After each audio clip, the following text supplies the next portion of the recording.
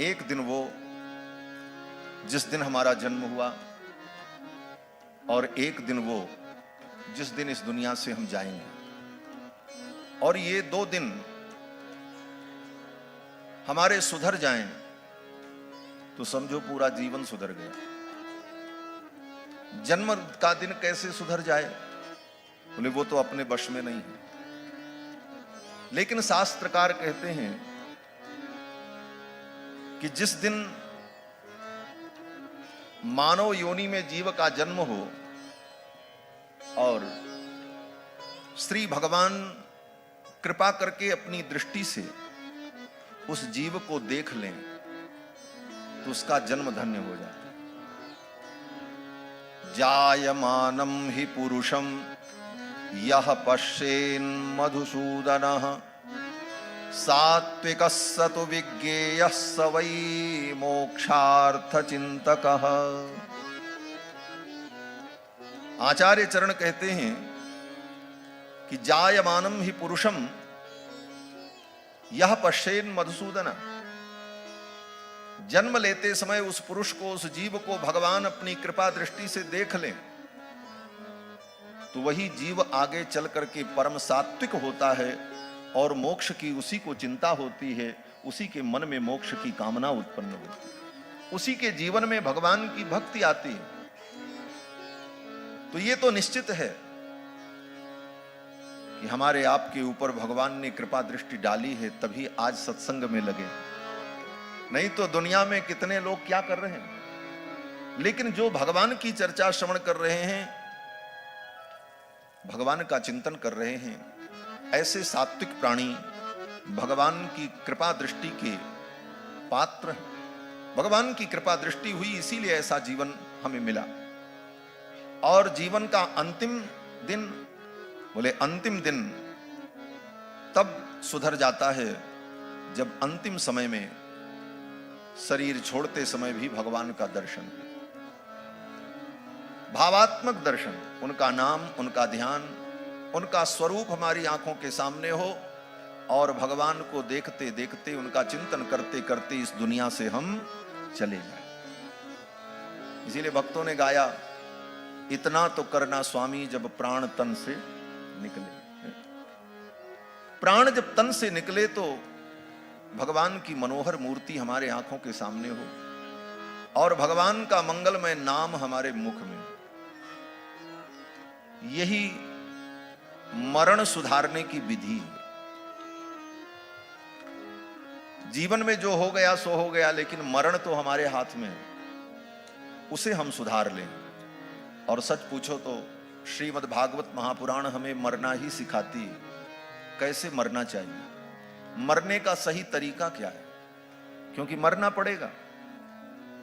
लाख वर्ष जियो मगर मरना है, उम्र पैमाना एक दिन भरना है, तू आखिरियत मुहैया कर ले गाफिल, तुझे दुनिया से सफर करना है, मरना तो पड़ेगा।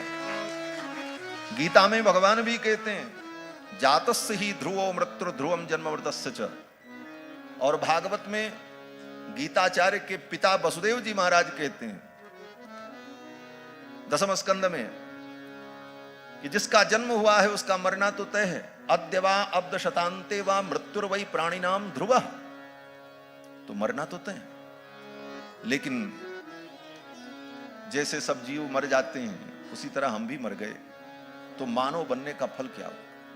मानव बनने का तो फल यही है कि मरते समय दुनिया की सारी आसक्ति छूट जाए, भगवान के चरणों में मन लग जाए और भगवान का स्मरण करते हुए सुखपूर्वक हम अपने शरीर को त्याग दें। थोड़ी भी व्यथा न हो, मरने का भय हमारे जीवन से दूर हो जाए। इसीलिए आचार्यों ने कहा है कि प्रायेणा कृतकृत्यत्वात् मृत्युर उद्विजते जनाः कृतकृत्याः प्रतीक्षन्ते मृत्युम प्रियमिवातिथिम। प्रायः जो प्राणी कृतकृत्य नहीं है, जिन्होंने अपने मानव जीवन के कर्तव्य को ठीक ठीक नहीं निभाया है, वे प्राणी मरने से डरते हैं, उन्हीं को मरने से डर लगता है। और जिन्होंने अपने जीवन के कृत्य को पूर्ण कर लिया, उनको मरने से डर नहीं लगता है। उन्हें क्या लगता है? तो कहते हैं कृतकृत्याः प्रतीक्षन्ते जो कृतकृत्य प्राणी होता है वो अपने मृत्यु की प्रतीक्षा करता है और बड़े उत्साह से। किस प्रकार? बोले मृत्युम प्रियमिवातिथिम, जैसे कोई प्रिय अतिथि आने वाला हो।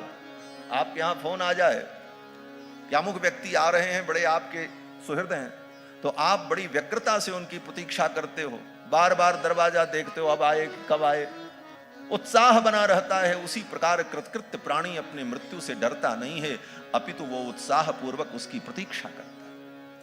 और ये कृतकृत्यता है क्या? बोले जीवन से आसक्ति समाप्त हो जाए, भगवान के चरणों में प्रेम हो जाए, यही कृतकृत्य होना है। और यह स्थिति उत्पन्न हो गई तो मरने का भय समाप्त हो जाता है। ये भागवत मृत्यु को नहीं दूर करती, मृत्यु के भय को दूर करती। राजा परीक्षित को शाप हुआ, 7वें दिन तक्षक नाग काटेगा, मृत्यु होगी। सुखदेव जी कथा सुनाने आए, 7 दिन कथा सुनाई, लेकिन 7वें दिन महाराज परीक्षित को मरना पड़ा। भागवत कथा सुनने से ऐसा नहीं हुआ कि उनकी मृत्यु टल गई अथवा वो बच गए। बोले तो 7 दिन भागवत सुनने का फल क्या मिला?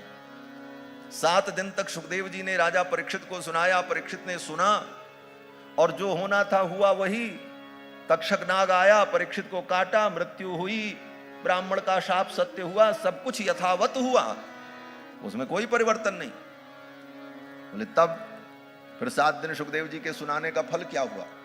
बोले सुनाने का फल यही हुआ कि 7वें दिन महाराज परीक्षित की ये स्थिति हो गई कि 7 दिन पहले जिनको भय लग रहा था मृत्यु से, 7वें दिन वो प्रसन्न होकर के सुखदेव जी से कहते हैं, मुनिवर सिद्धोस्मि अनुगृहीतोस्मि भवता करुणात्मना।